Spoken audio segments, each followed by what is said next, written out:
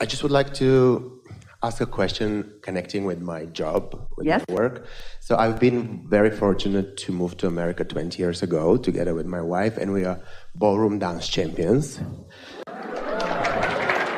So we've been lucky early enough in our career to get to learn about The Secret, and then 10 days after I got a book about Abraham. It was very helpful for our career. So now we're retired, and we are parents, and we're actually dance teachers. And I've been following a lot of your teachings about people that actually teach or healers, what your guidance is. And honestly, I applied very deeply in my teaching, and I consider myself successful, and results show it, that actually I focus on my students at what they're good at and their maximum potential of what they can reach as humans, as dancers, regardless of age. So in a way, you are looking at the vortex version of them. Absolutely. Yes. And this works amazing. Yes. I have students with not such good physical abilities, but when Yes. I look at them at their positive stuff, at their vortex ability and Yes. maximum, it works. Now, my issue is whenever I'm positive and I'm making them aware of their goodness, there is still this moment where I have to guide them that they actually have to learn to put their body in the right position. Sometimes weight loss has to be addressed. Sometimes issues that are a little bit hard for them and might sound harsh should be addressed in order long-term success and happiness for them to be achieved. So I need guidance. What should be my correct words in order to bring to them the best they can be in the long term? Well, you said two different things to us. Part of it, we sort of put an assumption of our own into what you were saying. We just want to make this clarification. You see their potential, but you also see their current reality. So which is it? Here's the thing. You cannot be in this physical body without observing the things of a physical nature. It's perfectly logical. It's where the new ideas and the new desires come from. But here's the key. If you will just make sure that when you speak, you are in the receiving mode before you speak, then you will always be speaking from the framework of who they really are and what they really want. First of all, you'll be tuned in, tapped in, turned on, because you're looking for the success. You're looking at who they really are. And by making sure that you're in that satisfied, not dissatisfied with them, but satisfied with them vibration, then the words that are inspired to you will more likely be more better received by them. They won't take it as criticism when you join everything that they've put into their vortex about what they want and their inner being's perspective of it and your inner being's perspective of it. When that's the vibrational stance that you have as you are expressing to them, the likelihood of helping them rise to seeing that too is greater. And so one of the things that we've said to parents over time is talk to your children as much as you can, but only when you know that you're in alignment. Well, those sound like funny. Talk to them constantly, but only when you're in alignment. And so it's the same sort of thing. Be clear that you are in alignment. Just make sure what you're under the influence of. Are you under the influence of who you know them to be and their state of becoming, or are you under the influence of what you're seeing right now? Just make sure of what influence you're under before you speak, and you'll see. And you're already doing that because they're catching the vision of your vision. That's why they are believing more in themselves than they have. So for me, it will be very easier to relate if there was not a competition aspect to my business, but actually all the competitors, they go to a competition where the people go first, second, first, fifth, sixth, 20th. So when it's a competition aspect, then what is the right vocabulary to take the competition aspect away and actually really make them focus on the best they can be? Here's a perfect way for you to look at this. We really want you to hear this from us. The only thing that you have any control over is your own vibration. As a teacher, it's a strong tendency to want to be affecting the vibrations of others. And of course, that's what we do as uplifters. That's the whole point of it. But if you will just let what you're interested in and what you care about be your own alignment, then the words will flow forth from you in an easier way. Competition is an interesting thing because it creates desire. it certainly causes desires to be born that in many cases would not be born without it. This subject of competition may be the best conversation that we could have here today or ever about the balancing of energies, because it has within it the potential for things wanted and unwanted, because it launches the desire, and when focused upon it, it can really call you forward in a really life-giving way. But it can also thwart you as you look at what is, which is not where you want to be, and therefore activate those vibrations that keep you from being who you really want to be. Of course, as a teacher, you want to do your best to instill confidence in others. And you really can't instill confidence while you're pointing out flaws at the same time. You just have to decide what matters more. What matters more to how you feel and what matters more to how they feel.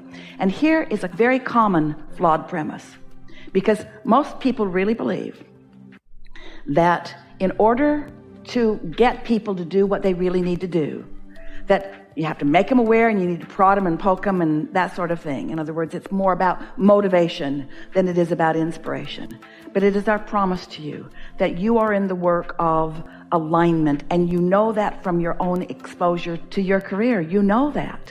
Alignment must come first, and everything else will follow. And so, what is more beautiful than someone being in alignment? Being in alignment and being inspired from that place of alignment. And of course, there are absolutely physical skills that you are teaching them. You're teaching them steps and movements. You are encouraging them into endurance and stability, and you are fostering the physical nature of their physical bodies. Of course, you're doing all of that. But the thing that matters the most of all is their alignment.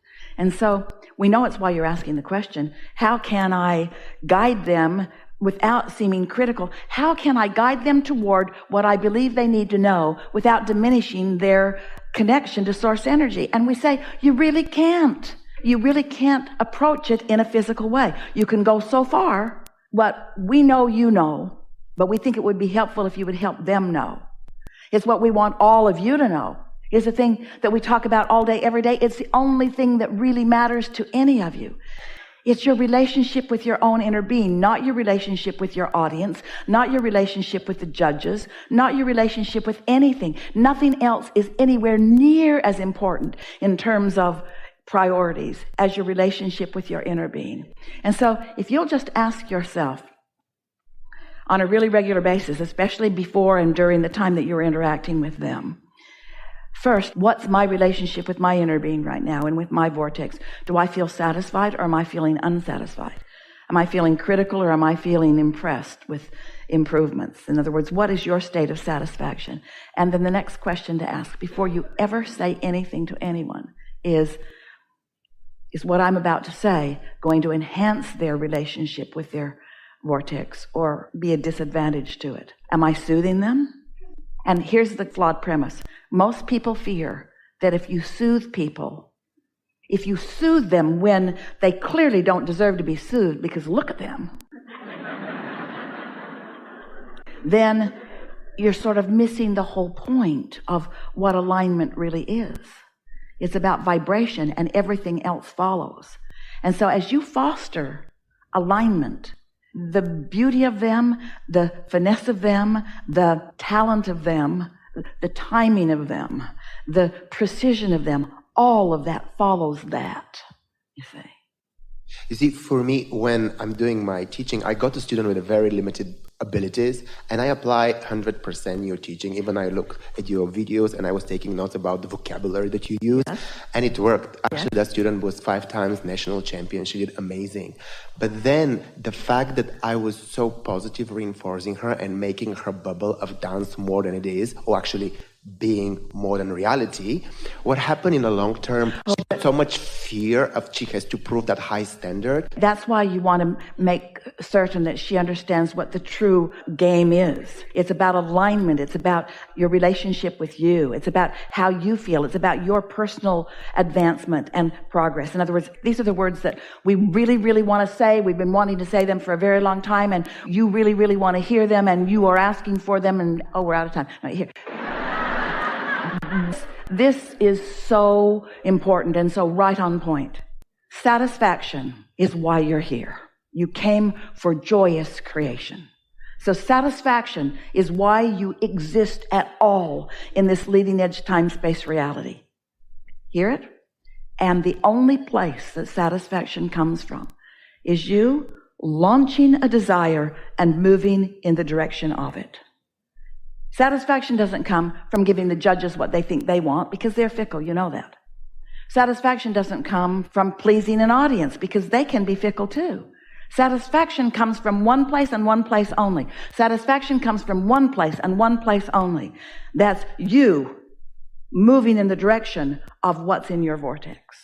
You hear that? That was so good. We so want you to hear that. So let's hear it for satisfaction. We just want you to remember, let that be your intention for a little while and watch what happens. But now let's address this conversation about someone being encouraged in their desire so much that the absence of it becomes unbearable. Well, isn't every subject really like a stick with two ends on it? And the more energy you have flowed toward the desire of something, then the more dissatisfaction you have when you look at the other end of it. But what trips humans up, and this may be hard for you to hear, is that the satisfaction is about the way the energy flows, and the manifestations always follow.